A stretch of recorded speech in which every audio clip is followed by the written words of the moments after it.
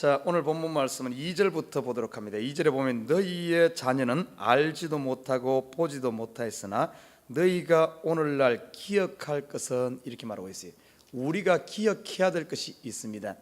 자, 오늘 본문에 보면 기억해야 되는 것이 뭔가 하면 너희 하나님 여호와의 징계와 그 위엄과 그 강한 손과 펴신 팔과, 자, 어떤 의미인가 하면 두 가지로 나누어 볼 수 있습니다. 징계와 그 위엄과, 이 징계와 위엄은 누구에게 나타나는가 하면 넘어지는 자, 다시 말해 죄악 가운데 있는 사람에게는 하나님께서 행하시는 모든 일들이 징계와 그 위엄으로 나타납니다.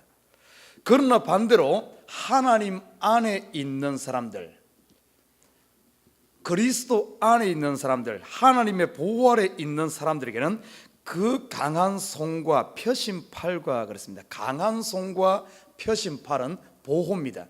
똑같은 사건을 두고도 한쪽에서는 하나님의 위엄이 나타나고 한쪽에서는 하나님의 보호하심에 돌보심의 팔이 나타난다는 사실입니다.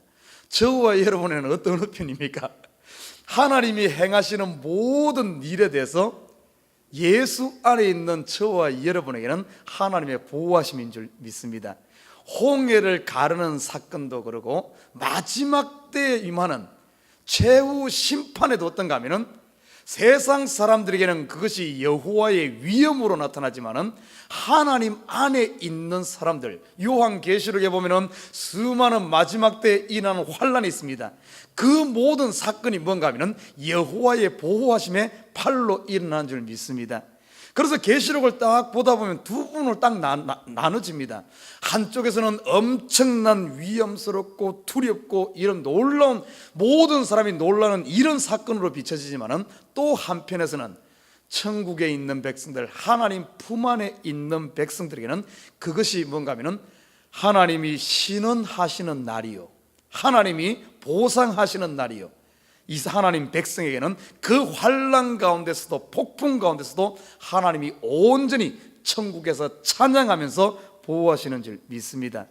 오늘 이걸 기억하라는 거예요. 어떤 일이 일어났는가? 오늘 보면 애굽에서 그 왕 바로와 그 천국에 행하신 일, 이것을 이야기하고 있습니다. 자, 애굽에 대해서 우리가 한번 살펴볼 필요가 있어요. 애굽과 바로에게 행하신 일, 이 애굽은 세상을 상징합니다. 자, 보십시오. 하나님께서 왜 이스라엘 백성들을 애굽으로 보냈을까? 여러분, 창세기에 보면 애굽으로 내려간 사건이 소개되고 있습니다. 요셉이 애굽의 총리가 되어지고 가나안에 극심한 기근이 일어났을 때 이스라엘 백성들이 70명이 전부 요셉 품으로 애굽으로 내려갑니다. 애굽으로 내려갔을 때 요셉이 총리로 있을 때는 이스라엘 백성들이 애굽의 가장 좋은 땅, 고센 땅에서 아주 잘 삽니다. 그리고 요셉이 죽고 한참 동안은 어떤가 하면은 이스라엘 백성들이 애굽에서 엄청나게 번성하면서 모든 영화를 다 누립니다. 그러나 나중에 애굽의 왕조가 바뀌게 되죠. 요셉을 알지 못하는 왕이 등극하자마자, 왕조가 바뀌자마자 그때부터 환란이 시작되고 핍박이 시작되고 이스라엘 백성들이 애굽의 종이 되어지면서 노예 생활을 하게 됩니다. 나중에 가서는 엄청난 극심한, 자녀가 태어나면 아들이 태어나면 나일강에 던지는 이런 극심한 단계에 이르는 모습을 보게 됩니다. 자, 하나님께서 왜 이스라엘 백성들을 애굽으로 보냈을까? 의미가 있어요. 의미가 있습니다. 영적인 의미가 있습니다. 이 애굽은 세상을 상징합니다. 이스라엘 백성들을 애굽으로 보냄으로 말미암아 바로 세상이 이런 곳이다 하는 것을 보여주는 겁니다. 여러분, 세상은 어떤 줄 압니까? 처음에는 잘 대해줍니다. 처음에는 풍요롭습니다. 요셉이 애굽에 살 때 보십시오. 얼마나 풍요롭고 얼마나 잘 살았습니까?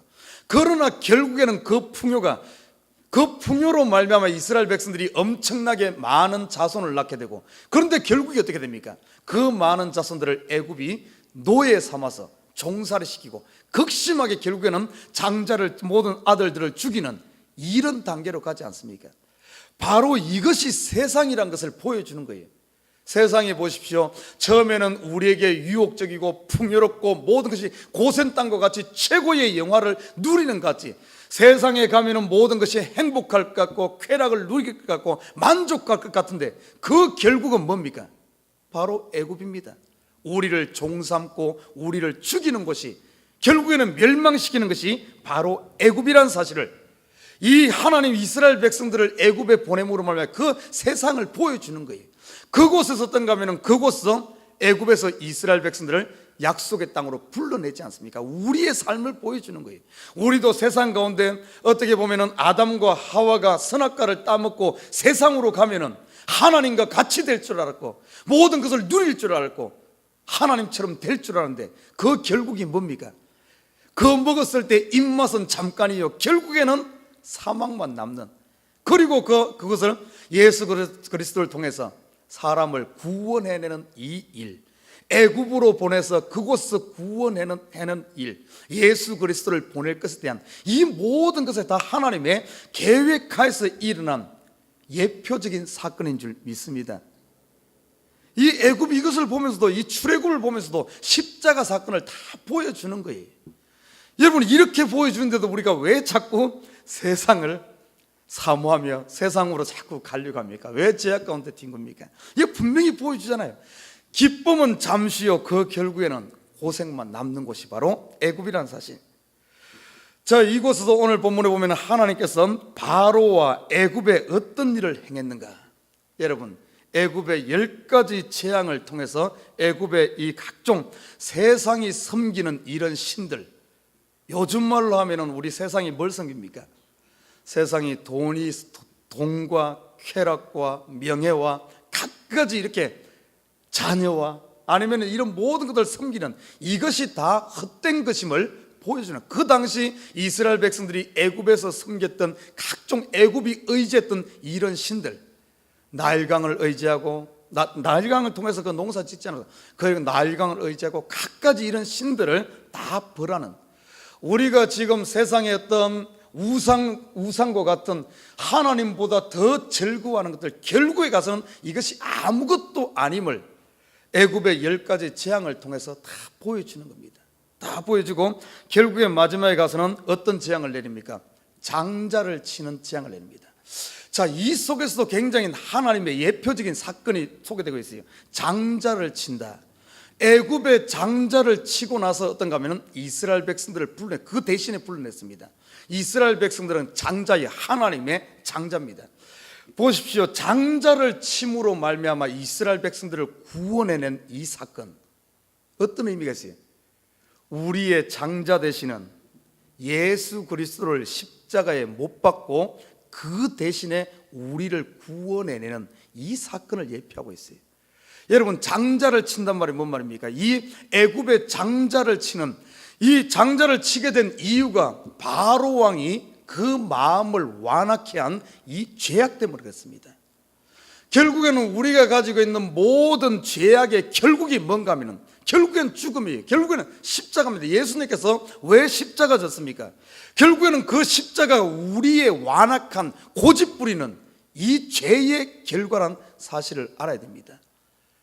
우리 대신 십자가에 못 박고 우리의 죄를 십자가에 못 박았듯이 이 애굽의 이 뭡니까? 바로 왕의 완악함 때문에 결국에는 애굽의 모든 장자들이 죽는, 이 장자들이 죽음으로 말미암아 어떻게 이스라엘 백성들이 그곳에서 건진받는, 완전히 대조되지 않습니까? 죄악에 대해서는 징계, 위험이 나타나고, 반면 한쪽에서는 장자가 죽어서 통곡이 일어나고 장서지는 눈물이 있는데 한쪽에서는 어떻습니까? 여호와의 보호의 팔, 강한 팔이 나타나면서 하나님께서 이스라엘 백성을 출애굽시키는 패스오버, 바로 유월절 제사를 통하여 건져내는, 해방되어지는 이 대조적인 사건이 드러나고 있습니다. 자, 그뿐만 아니라 그것도 모자라 이스라엘 백성들이 애굽에서 나자마자 바로가 어떻습니까? 처음에는 막 그냥 다 가라 그러는 거 쫓아내놓고는 조금 있다가 마음이 또 샥 바뀝니다. 바뀌어가지고 애굽에 있는 모든 최첨단 병기들, 그 당시 가장 최첨단 병기가 뭔가 하면은 이 병거죠. 병거, 애굽의 병거, 말을 통해서 뒤에 이 병거를 통해서 애굽의 모든 군대를 동원해서 최첨단 이 뭡니까? 이 병거를 동원해서 이스라엘 백성을 추격합니다. 그러다가 어떻게 됩니까? 결국에는 홍해에 모두가 다 수장돼 버리죠. 자, 여기서 한 가지 또 의미가 있어요. 홍해에 완전히 수장되어져 버리는 이 사건, 죄의 결과는 영어 성경에 보면은 이 사건을 어떻게 표현하냐면 completely destroyed 이렇게 됐어요. 완전히 멸망하다, 완전히 파괴하다. 결국에는 홍해 받은 물을 가지고 완전히 덮어버리는 죄의 결과가 바로 이겁니다. completely destroy 되는 거예요. 죄의 결과는 하나도 남지 않고 완전히 파괴되어지는. 여러분 또 한 가지 여기서 보면 홍해에 수장되었다 하는 의미가 어떤 의미입니까? 바로 예수님께서 십자가에 못 박히고 완전히 무덤 속에 장사되어지는, 완전히 죽는 어떤 의미예요? 죄의 결과는 완전히 장사되어지는 거예요. 완전히 물에 파괴되어지는, 하나도 남지 않는 것이 결국에는 죄의 결과다 하는 것을 여기서 보여주고 있는 겁니다. 여러분, 이처럼 하나님께서는 이 홍해 사건을 통해서 이스라엘 백성들에게 이처럼 보여주면서 이것을 기억해라. 결국에 죄에 대해서 넘어지는 자, 시험에 빠진 자, 결국엔 죄의 결과는 이런 것이다. 장자를 치고 홍해에 수장되어지고 완전히 남는 것이 없는 것이 죄의 결과다. 그러나 하나님 안에 있는 백성들, 이스라엘 백성들이 출애굽에서 나올 때 보십시오. 그들이 하나님 안에 있습니다. 하나님께서 어린 양을 잡아서 어떻게 하라 그랬어요? 그 피를 문설주에 바르고 그 양의 고기를 구워서 먹고, 완전히 그렇게 그 의식을 이야기했습니다. 어린 양을 잡는 피를 바른다는 것은 예수 그리스도의 보혈의 피를 의미하고, 그리고 양을 잡아서 구워서 그걸 먹는 것은 예수님께서 유월절 그 마지막 잡히시기 전날 밤에 성만찬을 했잖아요. 떡을 떼며 포도주를 주면서 이것은 내 몸이요 피라 그러면서 그걸 완전히 먹잖아요. 그래서 어떻게 떡을 먹으면서 예수 그리스도의 살을 먹듯이 유월절 어린 양을 잡으면서 그 고기를 완전히 먹고 남겨두지 않고 남는 것은 다 불태우고 완전하게 어떻게 보면은 하나 되어지는, 피를 바르고 고기를 먹음으로 말미암아 그 희생된 양과 하나 되어지는. 그래서 이스라엘 백성들은 그 보호 아래, 피 아래 있는 백성들은 완전하게 하나님의 펴신 팔과 강한 손으로 보호하지 않았습니까? 한쪽에서는 난리가 나는데 한쪽에서는 완전한 보호 속에서 해방의 기쁨을 맛보는 이 사건, 저와 여러분 예수 안에 있는 것과 그러지 아니고 예수 밖에 있는 이 사실 얼마나 많은 차이가 납니다. 한쪽은 완전히 파괴되고 한쪽은 완전한 하나님의 영광을 보는 역사가 일어나는 줄 믿습니다. 이 사실을 보고 기억하라는 거예요. 이 사실을 보고 예수 안에 있으라는 이것을 이렇게 기억하라고 이렇게 이야기합니다. 자, 그런데 참 그 다음 사건을 한 가지 더 소개해서 이렇게 이야기하고 그렇게 눈에 보이게끔 확실하게 보여주었는데도 불구하고 이스라엘 백성들이 어떤 일이 일어나는 줄 압니까? 또 다른 사건을 오늘 한 가지 더 소개하는 거예요. 6절에 보면 이렇게 말합니다. 르우벤 자손 엘리압의 아들 다단과 아비람에게 하신 일, 곧 온 이스라엘의 한가운데서 땅으로 입을 열어서 그들과 그 가족과 그 장막과 그를 따르는 모든 생물을 삼키게 하신 일이라. 여러분, 애굽의 지금 홍해에 수장한 사건과 이 땅이 입을 벌려서 한 이 사건을 왜 같이 이야기하겠습니까? 여러분 한번 봐요. 오늘 이 사건 르우벤 자손 이거는 고라 자손의 사건입니다. 이 어떤 민수기에 보면은 민수기 16장 1절에서 35절에 보면은 레위 족속 중에 고라란 이 사람이 오늘 르우벤 자손, 오늘 본문 나오는 엘리압과 다단과 아비람과 이런 사람이 당을 지어서 거기에다가 백성들 우두머리 되는 250명 장로들과 함께 모세의 권위에 도전을 합니다. 모세의 권위에 도전한다는 것은 에덴 동산에서 하나님과 같이 되고자 하는 이런 권위에 도전한 것과 똑같습니다. 그리고 더 나아가서 이 바로 왕이 하나님과 싸우려고 하나님의 권위에 도전한 것과 똑같습니다. 이 하나님의 능력이 이렇게 나타났으면 항복할 만도 한데 그 권위에 끝까지 도전하는 거예요. 하나님의 권위에 도전하다가 바로 왕은 어떻게 되었는가 하면 물에 수장되었고, 오늘 본문에 보면은 이 백성들은 어떻게 된 줄 압니까? 땅이 입을 벌려서 그들을 삼켜버렸다 이렇게 말하고 있어요. 똑같은 사건. 여러분 보십시오. 애굽에서 이 사건을 보였으면은, 이 정도 했으면 이스라엘 백성들이 보고 배울 만도 하지 않습니까? 아, 죄의 결과가 저러는구나. 아, 교만의 결과가 저러는구나. 완악함의 결과가 저러는구나. 보고 배울 만한데 이 사람들은 기억하지 못하고 잊어버리고 똑같은 짓을 하는 거예요. 바로 왕이 했던 짓을 똑같이 하다가 이들은 땅이 입을 벌려서 완전히 컴플리트리 디스트로이 되어지는 똑같은 사건이 일어나는 거예요. 자, 이 두 사건을 이야기하는 것이 뭔 줄 압니까? 바로 이 뭡니까? 이것이 결국에는 땅이 입을 벌려서 완전히 삼켜버린 이 사건, 죄의 결과는 이렇게 되는 것이다.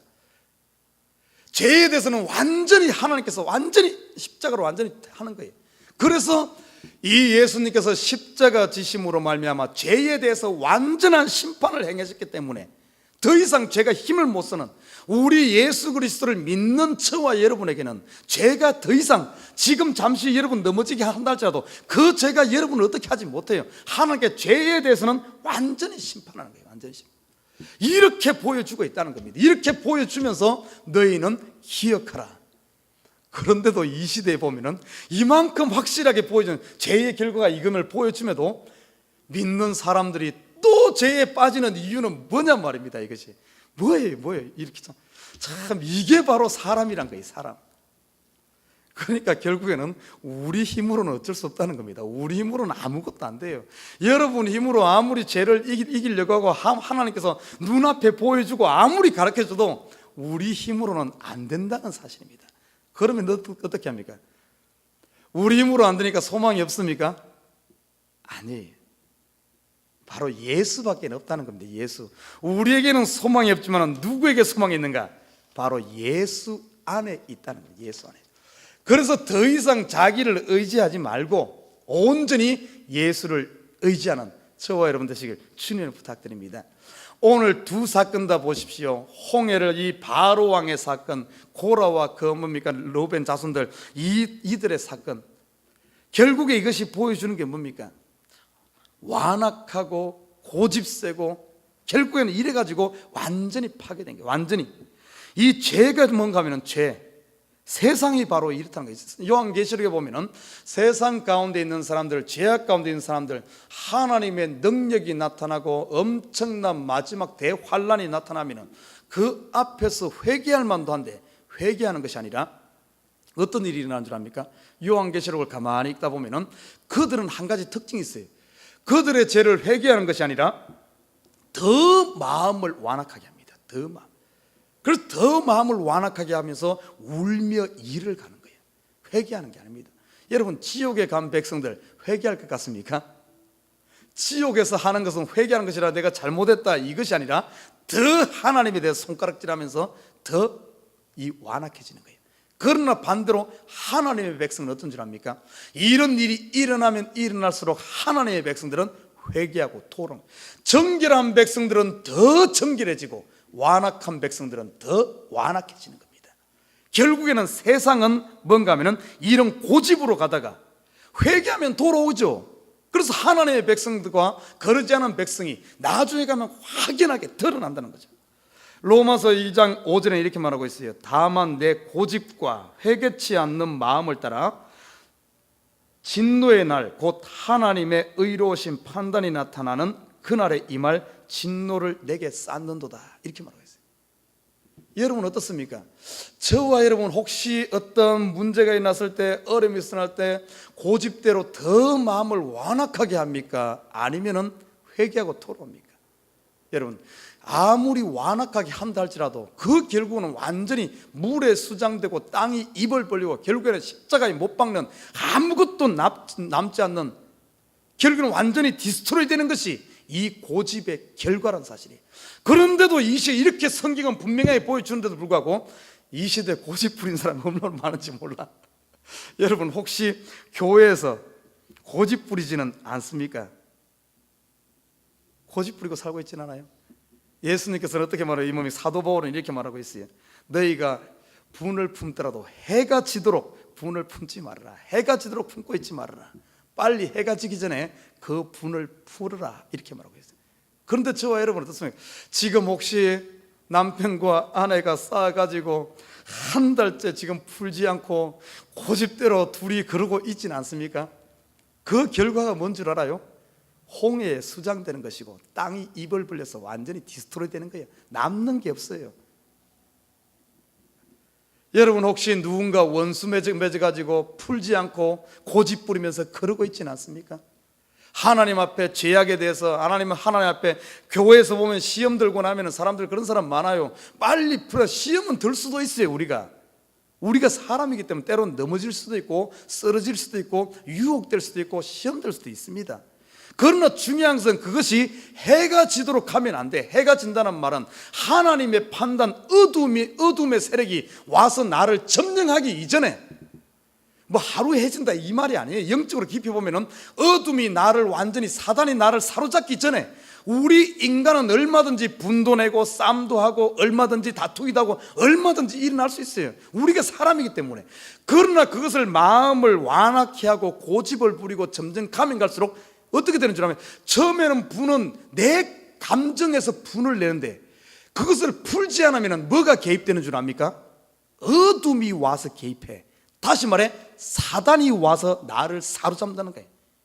사단이 나를 사로잡게 되면 사단의 병기로 쓰임받고, 사단의 병기로 쓰임받는 순간 어떻게 되는 줄 압니까? 하나님의 심판이 임하는 거예요. 내 그냥 분노낸 거는 어떤가 하면 내가 그냥 신경질 나가지고 하면 내 감정으로 그런 것은 하나님, 아이고 요놈은 성격이네요, 하나님 이것 좀 고치세요, 하나님, 그러면 끝나지만은 이것이 사단에 사로잡히는 순간 하나님의 일을 방해하게 되고 교회를 깨게 하고 하나님의 심판의 대상이 된다는 사실을 알아야 됩니다. 그런데도 불구하고 이 시대에 보면은 분을 품고 아니면은 막 이거 고집을 부리면서 막 끝까지 가는 거예요. 끝까지. 만약 두고 보자, 아니면 내가 다시 보나 보자, 이렇게 가는 거예요. 이게 무서운 거예요. 이것이 무서운 거. 그러다 보니까 수많은 사람 죽이는 겁니다. 그 결과가 뭔 줄 압니까? 오늘 분명히 보여주잖아요. 결국에는 그는 심판받게 되지 않는다. 아무것도 없다. 완전히 파괴되어지는 것이다. 여러분, 직장 옮길 수도 있습니다. 직장 생활 하다가 상처받아서 옮길 수도 있어요. 힘들어서 옮길 수도 있어요. 그러나 그거에 대한 미워하는 마음, 이런 감정들을 막 깊게 갖고 있지 말아요. 그거 아무것도 남는 게, 고집과 이 완악함의 결과는 심판밖에 없어요. 오늘 바로 왕이 처음에 가서 모세가 가가지고 하나님의 뜻임을 먼저 전했습니다. 그때 이스라엘 백성들을 보냈으면 애굽에 전혀 그런 사건이 없이 갈 수도 있었는데, 이가 완악해 함으로 어떻게 된 줄 아면, 역사적으로 보면은 이 애굽의 이스라엘에 해방되는 이 사건을 통해서, 그 전에는 애굽이 세계에서 초강대국이었습니다. 초강대국이었어요. 그런데 이 사건을 통해서 완전히 애굽이 멸망하지 않습니까? 그러면 애굽이 더 이상 힘을 못 써요.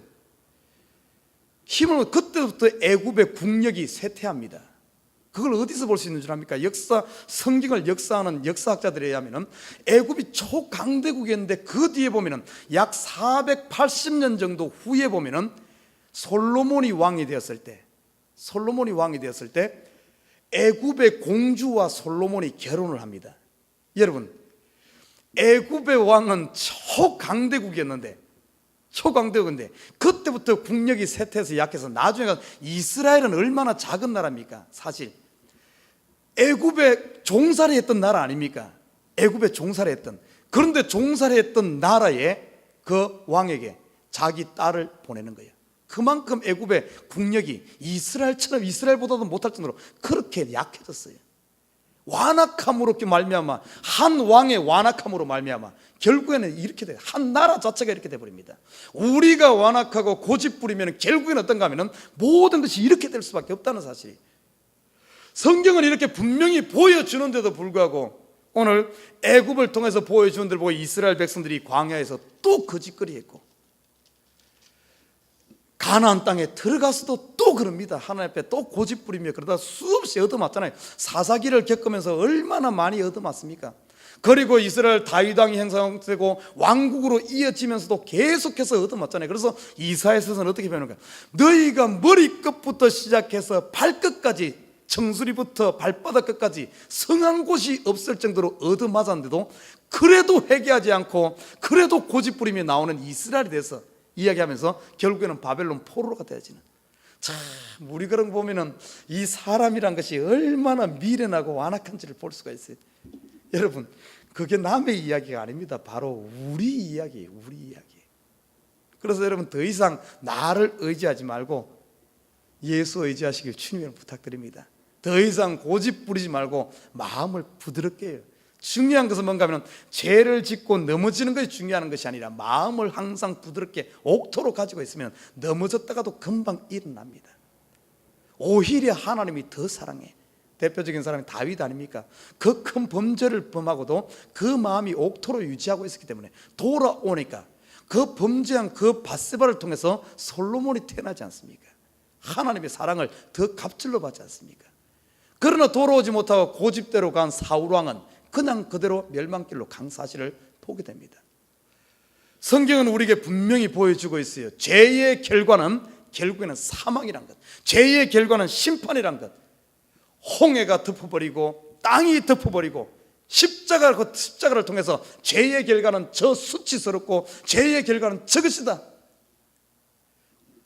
더 이상 우리가 죄의 세상과 죄악으로 고집부리며 살 것이 아니라 하나님 앞에 돌아와서 마음을 부드럽게 하는, 저와 여러분은 뭘 봐야 되는 줄 압니까? 여호와의 위엄보다는 여호와의 강한 팔과 펴신 팔을 볼 수 있는 그 보호 안에 가는 저와 여러분 되시기를 주님으로 부탁드립니다. 이것을 오늘 기억하라, 이렇게 말하고 있어요. 오늘 하루도 이 말씀 기억하면서 죄가 우리를 유혹할 때마다 결국엔 너는 사망이지, 결국엔 너는 십자가지, 결국엔 너는 수장되는 것이지, 죄를 미워할 수 있는 저와 여러분 되시고 오늘 하루도 하나님의 보호 안에 온전히 가야 하나님 영광을 보는 우리 식구들 되기를 주님으로 부탁드립니다.